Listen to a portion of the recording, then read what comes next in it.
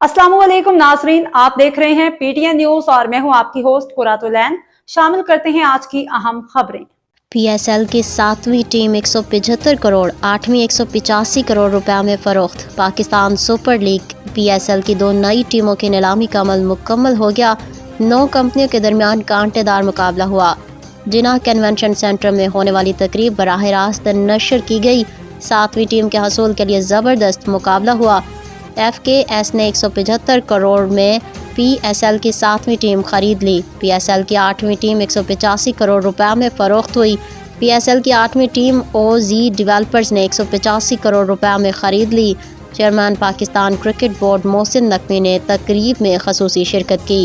वफाकी वज़रा तारिक फजल चौधरी, अता तारड़ और वज़ीर मुमलिकत तलाल चौधरी भी शरीक हुए। स्विंग के सुल्तान वसीम अकरम और साबिक टेस्ट क्रिकेटर अजहर महमूद भी तकरीब में मौजूद थे।